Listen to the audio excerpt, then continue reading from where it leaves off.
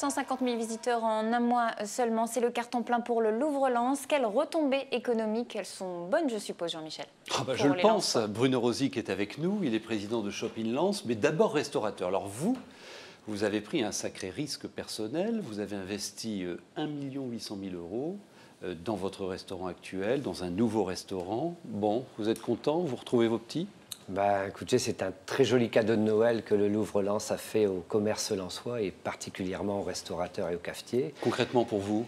Pour moi, oui, puisque c'est une augmentation de chiffre d'affaires de l'ordre de 25 à 30%.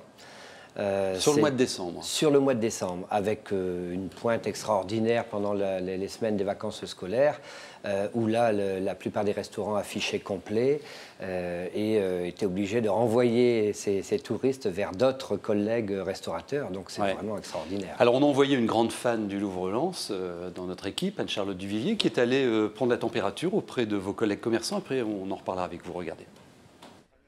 Un peu plus d'un mois après son inauguration, Paris gagné pour le Louvre-Lens. En tout, ce sont près de 150 000 visiteurs qui se sont déjà rendus à Lens pour visiter le musée. Des touristes régionaux, certes, mais aussi de toute la France et des pays frontaliers. Et dans la ville de Lens, l'effet Louvre n'a pas attendu pour se faire sentir. À 2 pas de la gare, une brasserie a fait le plein pendant les vacances. Voilà 7 ans que Cathy de Cotigny est installée ici. Elle n'avait jamais vu une telle affluence. Habituellement en décembre, les vacances scolaires, l'activité est réduite de moitié. Et là, cette année, par rapport aux touristes du Louvre, on a même, je dirais, fait un peu plus que d'habitude en chiffre d'affaires et donc en fréquentation de l'établissement. Afin de répondre au mieux aux besoins de cette clientèle, Cathy a adapté sa carte, ses horaires. Elle compte bientôt changer sa déco et même embaucher une nouvelle personne au sein de son établissement. Un peu plus loin, dans un autre café-brasserie, on recueille les témoignages des visiteurs de passage. Preuve que le touriste à Lens a toute sa place.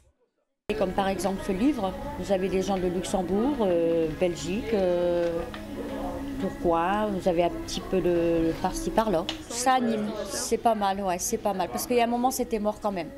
À Lens, les commerces de bouche semblent retrouver des couleurs. En plein centre-ville, Jean-Claude Janson, artisan, a su lui aussi attirer cette nouvelle clientèle, en proposant des chocolats, des pâtisseries et des repas à toute heure. Seule ombre au tableau finalement, un impact insignifiant pour le moment côté hôtellerie. Beaucoup restent cependant optimistes, l'avenir ne pouvant être que meilleur. Donc, confirmation d'un boom du chiffre d'affaires pour le commerce. Vous sortez d'ailleurs d'une réunion de la sous-préfecture qui confirme ça. C'est pas le même refrain sur l'hôtellerie. Là, ça n'a pas bougé dans un rayon de 30-40 km à la ronde. Pourquoi? Oui, sur Lens, c'est vrai que c'est un peu marginalisé, le nombre, les effets retombés du Louvre. On signale quand même que les hôteliers ont augmenté quand même de 5-6% sur la période des vacances de Noël. Mais je pense que les touristes qui sont venus durant cette période sont des touristes qui venaient pour la journée. Parce que la période ne se prête pas aux loisirs et au tourisme extérieur. Mais je pense que ça, on va avoir un deuxième effet, si je peux dire, à partir du printemps, où là, les journées étant plus longues, les touristes auront envie de rester davantage sur le secteur de Lens et sur la région. Et là, je suis certain que nos collègues hôteliers vont en bénéficier pleinement. On dit à Metz qu'un visiteur qui passe une journée autour du centre Pompidou dépense 40 € dans la ville. On retrouve ça sur Lens? Écoutez, on a vu, par exemple, le ticket moyen dans les restaurants a fortement augmenté durant ces périodes d'afflux des touristes du Louvre, parce qu'on a affaire à une clientèle qui a davantage de pouvoir d'achat et de moyens. Donc, effectivement, on prend l'apéritif, on prend les vins, on prend... Alors, encore une ou deux questions. Qu'est-ce qui manque pour les autres commerces pour transformer l'essai et passer de belles fêtes comme vous les avez passées, vous, dans vos affaires? Là où ça pêche, si je peux dire, c'est la signalétique.